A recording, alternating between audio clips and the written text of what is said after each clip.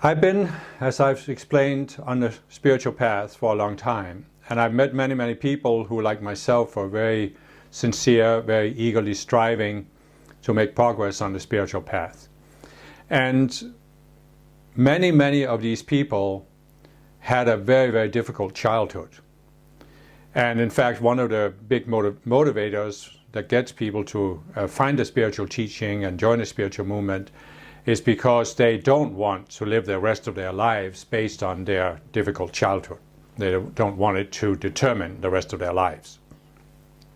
And many people have been helped by various spiritual teachings. Personally, I feel that this teaching I've given in some of the earlier breakthroughs about the subconscious selves that we create, that this can be a major breakthrough for helping you overcome your childhood.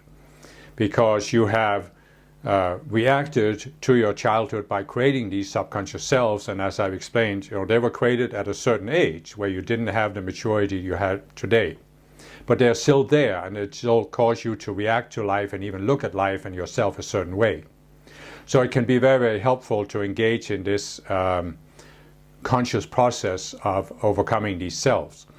But what I wanted to really talk about here was that there came a point for me where I had a breakthrough that gave me a different perspective on our childhood in general. And it is really when I realized that the Earth is a difficult planet. As I've explained in my videos about how the world works, the Earth is an unnatural planet. And what that really means is that all of the things you see on Earth of how people treat each other, how they abuse each other, this is allowed because the Earth is one of the lower planets in our universe. There are many other planets, and the vast majority of them are natural planets where these kinds of selfishness simply aren't allowed. So, as a result of this, that the Earth is in such a low state, the vast majority of people on the planet are below the 48th level of consciousness, where they are very self-focused, as I've also explained. And so when I realized this, I realized that here we are spiritual people. Before we came into this lifetime, we were in a higher realm, we were looking down, we were looking at ourselves, working with our spiritual teachers, the Ascended Masters, and we were evaluating how can I come into my next lifetime? Where exactly what kind of a situation can I come into? And we had a strong desire to come into embodiment again. But when you look at the situation on Earth, you see that there are limited opportunities for coming into embodiment. And that means that even though we had some choice, do I want to embody exactly here, or exactly in that family or in that country, we had limited options. And so there simply came a point where we decided, well, I can't wait for the ideal situation. I've got to embody now. And this is what I choose. And this means two things. It means, first of all, that our difficult childhood, there was no other option. I mean, we just had to get into embodiment somehow, and this was the practical way to do it. But why did we choose to come into embodiment? Why did we absolutely want to come into embodiment now? Well, because we saw that as part of the life plan, there was something we wanted to do in this lifetime. And it was perhaps very specific to the time we live in. I have talked about how the Ascended Masters have plans for the progression of Earth. There's an Ascended Master called Saint Germain who has a plan for manifesting a golden age on Earth. And right now, we are actually in a very critical period where, as many spiritual people are aware, we are progressing from the Piscean age to the Aquarian age. And there are certain shifts that are necessary, that must happen on Earth for the earth to make that transition and for us to begin to move into this golden age that Saint Germain wants to manifest. And many of us who are spiritual people, we decided, even if we didn't know about Ascended Masters or Saint Germain, we decided we want to be an embodiment to help the earth make progress. So we had to come into embodiment at a certain time in order to be here and be part of it, because there are certain things we can only do when we're in physical embodiment. So that's why we had to choose something. You know, there were limited options, there was a timetable. You've got to get into embodiment somehow. And the other option, the other possibility is that we saw that we have certain psychological issues that we need to overcome. And we focused on a particular issue. I want to overcome this issue in my next embodiment. So we said, okay, I know that once I come into embodiment, I'm looking from inside my perception filter in the four bodies, and I lose the awareness of what I need to work on. So I want to make progress in this embodiment.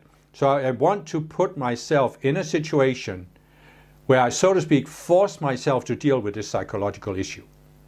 In other words, I don't want to have a comfortable life where I can ignore this issue. I want to have a difficult childhood so I force myself to face this issue and to deal with it.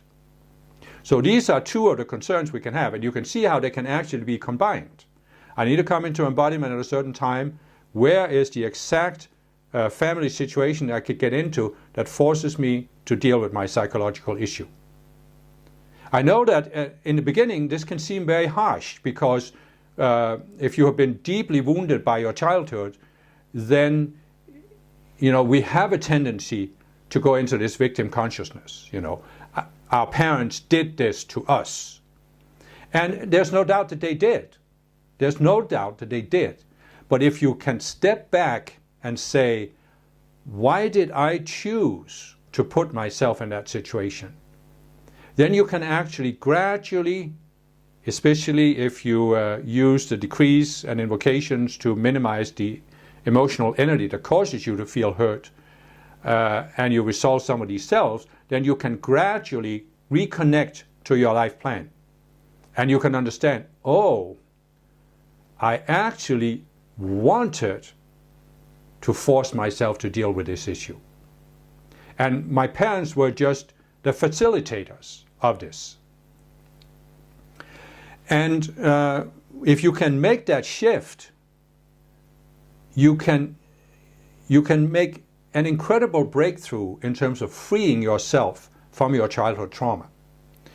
Because you can now realize, okay, before I came into embodiment, I had a deliberate intention. I wanted to play a role in bringing forth a better age on earth. And in order to do that, there's some contribution I want to make while I'm in embodiment. But in order to make that contribution, I actually have to overcome this particular hang-up in my psychology. Otherwise, I can't really fulfill the purpose that brought me into embodiment unless I overcome this psychology. And my childhood really was just the way to force myself to deal with this issue so I can get over it and start doing the work that I came here to do. And when I made that shift, I realized, oh, well, let me get on with this. Let me get over this, because I want to get to the creative phase of my life plan, what I'm here to do. And so I actually, this happened to me back in the early 1990s, and I actually started doing what I could do at the time. I went to psychotherapy, I did Gestalt therapy, I did EMDR therapy, I did hypnotherapy, I did inner child work, many different, whatever was available at the time, I used it. I looked at my childhood, especially my relationship to my father, and I also, of course, I was in Ascended Master teachings at that point, so I used the decrees to invoke the violet flame to transmute the energy accumulated throughout my childhood.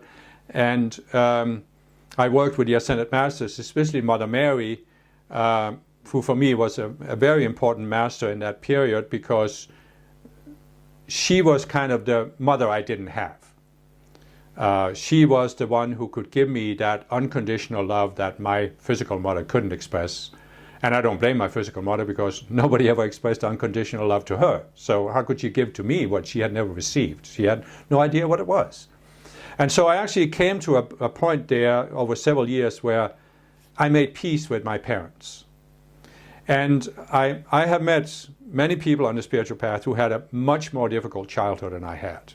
In fact, most of these people would look at my childhood and say, but Kim, you had it easy. It was easy for you to make peace with your parents. Your father wasn't abusive, he wasn't an alcoholic, he didn't beat up yourself and your mom.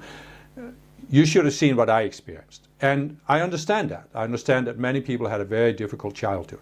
All I'm trying to say is, however difficult your childhood was, before you came into embodiment, you decided, I can overcome this. You decided, there's something positive I want to do on earth. In order to do that, I have to overcome this particular hang-up in my psychology. I'm going to choose a family and a childhood that forces me to deal with that, because I know I can overcome it. If you hadn't known you would overcome it, you wouldn't have done it. You wouldn't have found the spiritual path. So the magic of this teaching, that the core of your identity is the conscious you, is that no matter what the conscious you has experienced on earth, you can free yourself from it. Because the experiences you have had on earth, they reside in these subconscious selves that you have. And they are not real selves. They are things that you can overcome. You can free yourself from them. And I've described how you do this. You invoke the spiritual light to transform the energy that's accumulated in your emotional, mental, identity bodies. You come to see the illusions, and you just let the selves die. And whether you had the difficult childhood that you had, or whether you had the easy childhood that I had, there's still something we have to overcome. There's still something you have to make peace with. And what these subconscious selves will project at you is, there's a problem you have to solve. Something happened in your childhood that shouldn't have happened, and it created this problem, and you have to solve the problem. But the magic of this teaching about the selves is, there's no problem to solve. The problem only is a problem when seen from inside a subconscious self. When you, the conscious you, steps outside of that subconscious self, you can look at the self from the outside. You can see, this is just a self. It's not who I am. It's not me.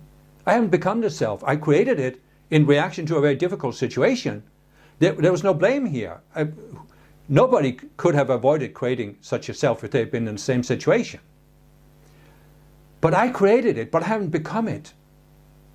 So instead of trying to solve the problem, you can just let the self die, and then you are free. You can look at it this way, very simply. Certain events happened in your childhood. They were very difficult, they were very traumatic.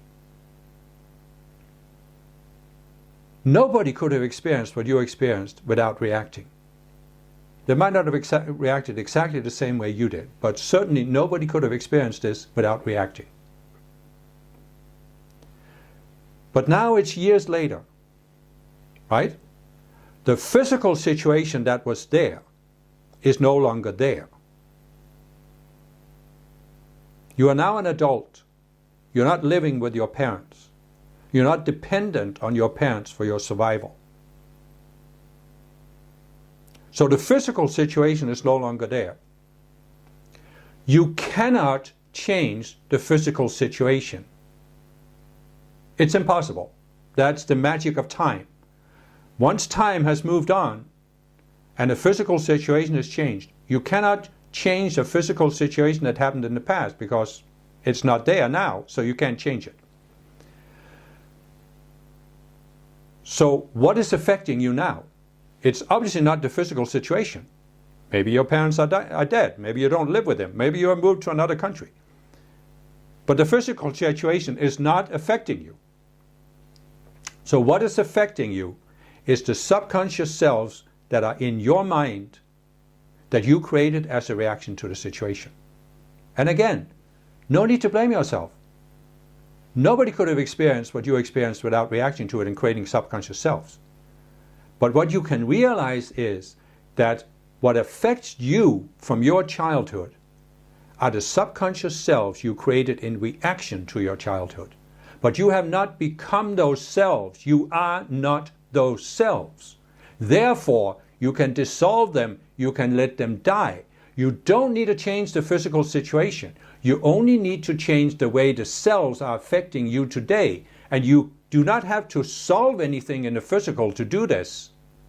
You just have to come to see the cells, step outside of the cells, and let them die.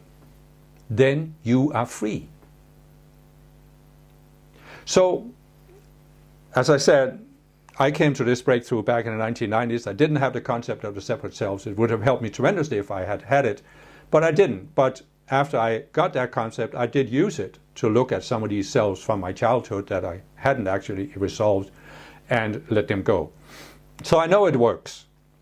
It is possible. It might be difficult if you had a difficult childhood, but it is possible.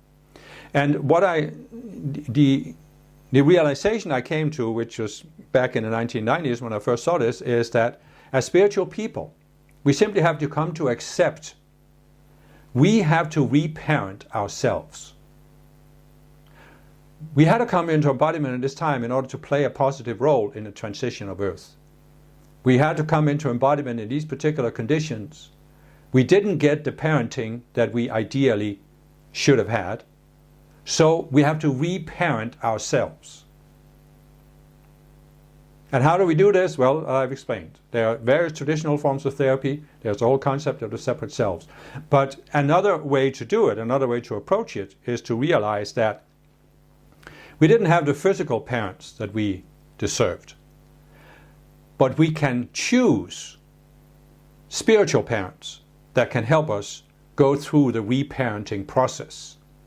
You can choose an ascended master, that's the female master that plays the role of your mother, and a male ascended master that plays the role of your father. And then you can, by working with these masters, giving decrees to them, for example, or invocations, you can come to feel that the master is giving you what your parents didn't give you. You can even come to a point where you realize that why couldn't your parents give you what you needed? Well, because as all of us, your parents were psychological beings. They were victims of their own psychology. What kind of a childhood did they have? As I said, I never heard my mother say, "I love you." It wasn't like that was a big lack in my childhood, but I realized at a later age that many other children had their parents say, "I love them," and I never heard that. But I realized that my mother, she'd never had her mother tell her this, because her mother had never had her mother tell her this, going back in, the distant past. And so you can come to the point where you realize that you are living on this, Earth. It's a hell of a planet. It's just a hell of a planet to be on. And you didn't have perfect parents because your parents didn't have perfect parents. And how could they parent you better than what they had experienced themselves? And this goes back and back and back and back and back. So when you come to accept this, you just say, okay, I just got to get over this so I can get started on the creative part of my divine plan, my life plan. So I've got to take a period here. I've got to take a time out and say, whatever I need to do, whatever is available to me in the area where I live, of therapies, of therapists, and this and that, I'm going to do it. I'm going to take these, I'm going to try these decrees and invocations. I'm going to try working with these ascended masters, Mother Mary has, through me, given a lot of teachings about how to overcome spiritual traumas and how to work with your psychology. If you look at the Transcendence Toolbox website, transcendencetoolbox.com, you can find many invocations given by her that can help you really work on your childhood. So I suggest choosing her as your mother, unless you have another ascended master you feel close to, and choosing a male ascended master. And you might choose somebody that is neutral. That's why for many people Jesus is maybe not the best choice, because we have an image from Christianity of Jesus. So there's an ascended master called Master Moore, there's Saint Germain, there's many other male ascended masters that you can choose. And then work with them, give their decrees, ask them to help you see what you need to see, ask them to be the parent for you that you didn't have. And I can't guarantee results, because nobody can guarantee results, but I think that if you sincerely apply yourself and use traditional forms of therapy and use the spiritual form of therapy, you can make tremendous progress in coming to the point where you say, okay, I had to come into embodiment, I had the childhood I had, it is not going to define the rest of my life. I'm going to go on with the creative phase of my life plan. What am I really here to do for Saint Germain, so we can bring the earth closer to the golden age?